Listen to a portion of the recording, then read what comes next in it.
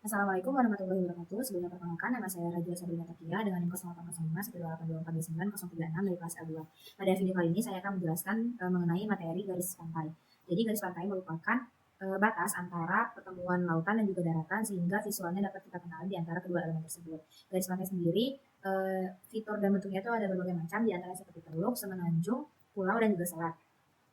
Garis pantai ini dipengaruhi oleh berbagai faktor, contohnya itu seperti proses sedimentasi, proses erosi, aktivitas tektonik, dan juga pengaruh cuaca. Perubahan garis pantai merupakan proses yang terjadi tanpa henti, di mana prosesnya ini terjadi secara alami di pantai, meliputi faktor ombak, arus, dan juga sedimentasi.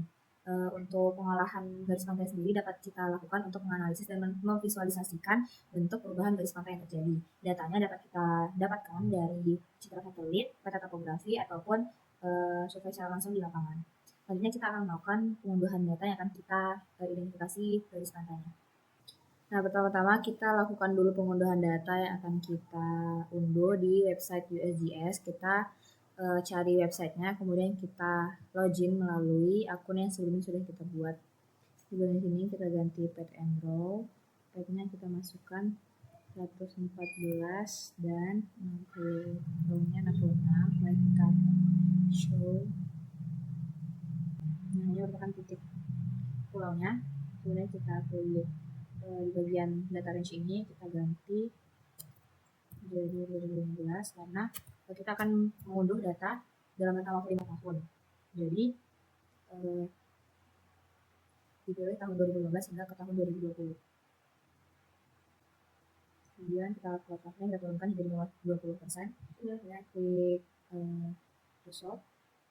Nah, kemudian akan muncul beberapa pilihan di sini. Kita tinggal pilih daerah dengan tutupan awannya yang paling sedikit. Contohnya saya akan menggunakan ini. Kita klik produk option, lalu kita klik di bagian download produk ini. Kemudian kita unduh juga data yang tahun 2020. Maka data yang sama. Kemudian kita ganti bentuknya jadi 2020.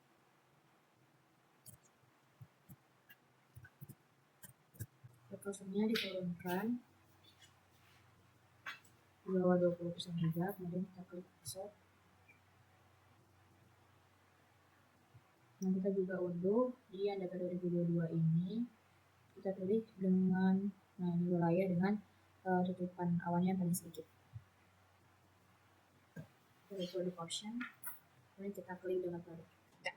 Nah, pertama kita buka aplikasi ArcGIS, klik file, kemudian kita pilih add data. Kita masukkan data yang sudah kita unduh di website USGS. Kita masukkan yang band 3 dan band 6, kemudian klik add. Nah, ini kan baru kita masukkan yang 2015, kemudian kita add data juga yang 2020. Karena rentang waktunya itu 5 tahun. Kita masukkan yang bagian band 3 dan band 6 juga. Kita klik add. Nah, kemudian kita ganti namanya supaya lebih memudahkan kita.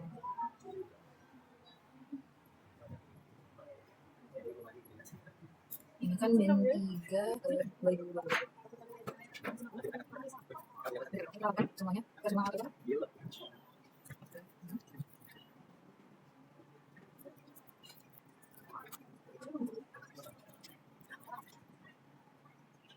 Nah, karena pulaunya tadi kecil, jadi kita zoom out terlebih dahulu supaya terlihat dengan jelas. Kemudian kita klik rectangle, download dulu.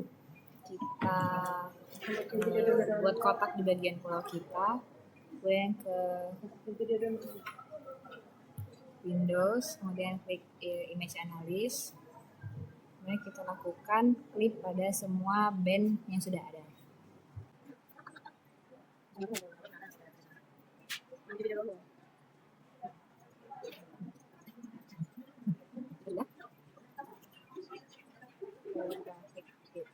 Kemudian kita klik search, kita cari raster kalkulator, kemudian kita pilih yang ini, yang bagian spasial analis.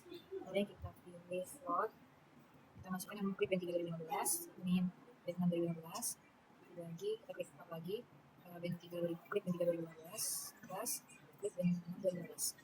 Untuk output rasternya kita buat geodata besar.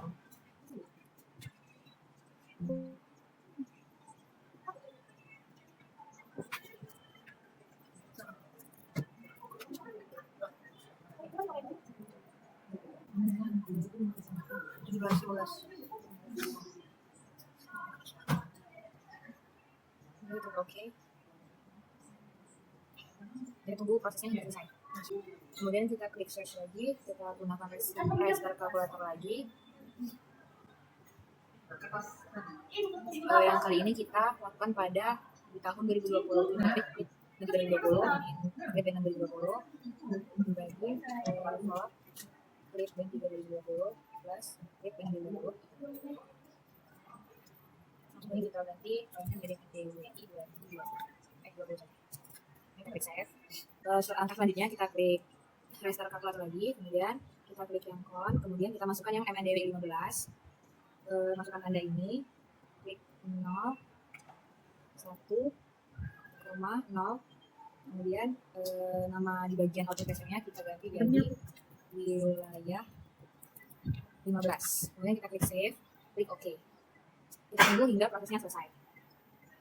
Nah, kemudian selanjutnya kita juga lakukan hal yang sama pada hasil yang tahun 2020. Kita masukkan rumus yang sama, tapi kita ganti menggunakan MNDWI 20.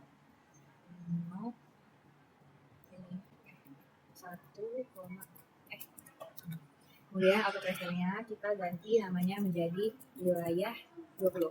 Klik save dan klik OK, dan kita tunggu hasilnya sampai selesai. Nah, kemudian kita unchecklist di bagian klip-klip ini. Selanjutnya kita klik search, kemudian kita ketik raster to polygon dan pilih yang paling atas. Di bagian input raster ini kita masukkan wilayah 15. Ini tetap value, kemudian untuk outputnya kita beri nama raster 15. Klik save, kemudian kita uncentang, klik OK. Kita tunggu prosesnya hingga selesai. Kemudian kita lakukan hal yang sama juga pada wilayah 20. Kita ganti namanya menjadi raster 20. Klik save, ini kita uncentang, kemudian klik OK dan tunggu proses rasternya hingga selesai. Kemudian kita uncentang di wilayah 20, wilayah 15, MNDWI 20 dan MNDWI 15. Kemudian kita klik search, kemudian kita cari feature to line dan kita pilih yang data manajemen. Nah, untuk info feature ini kita masukkan yang 15. Kita masukkan express ini 100 dan kita ganti outputnya ini namanya menjadi GV 15. Kemudian klik save, klik OK. Kita tunggu hingga proses selesai. Nah, ini kita lakukan hal yang sama lagi untuk wilayah untuk restart 20.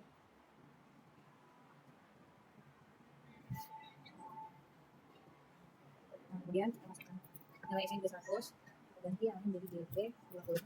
Ini klik save, OK. Kita tunggu prosesnya hingga selesai. Nah, ini kita uncentang bagian restart 15 di restart 20.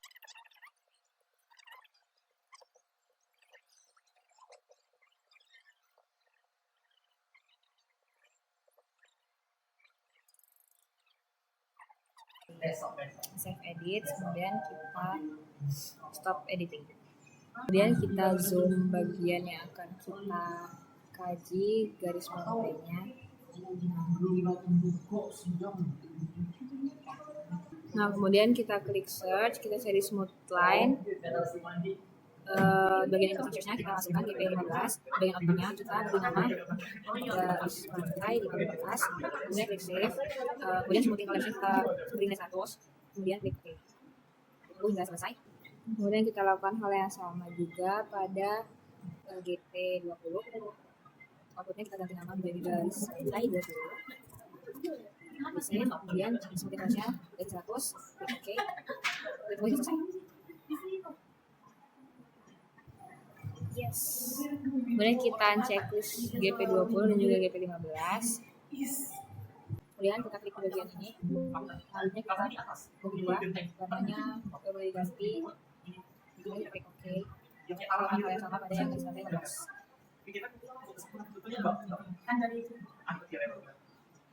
Nah, jika sudah, kita klik add data, add base map. Kita pilih yang imagery. Kemudian klik add.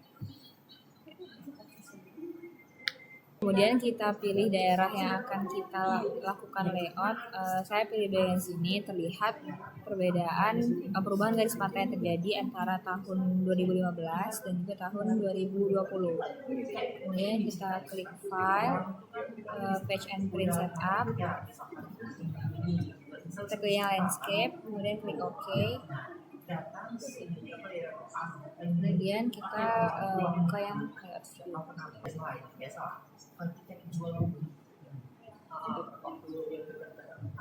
Kita zoom saja bagian yang akan kita kaji tadi.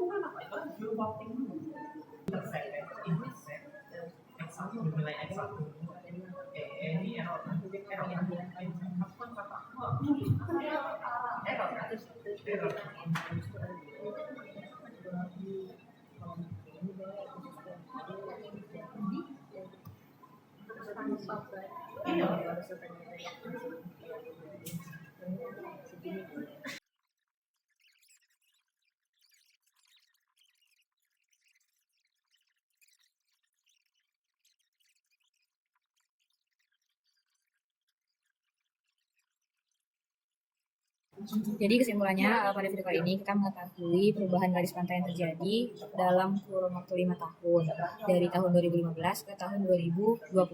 Nah, di sini kita lihat terjadi perubahan yang cukup jauh dari tahun 2015 yang garis warna merah ini ke 2020 yang garis warna biru ini. Hal-hal yang dapat menyebabkan perubahan garis pantai itu diantaranya adalah proses sedimentasi, erosi, dan juga pengaruh dari aktivitas tektonik. Saran untuk praktik kedepannya mungkin apakah kalian bisa lebih praktikan sehingga praktikan itu tidak tertinggal step-stepnya. Terima kasih. Wassalamualaikum warahmatullahi wabarakatuh. Tuh 48 menit, Jo. Apa ingin berhenti merekam ya?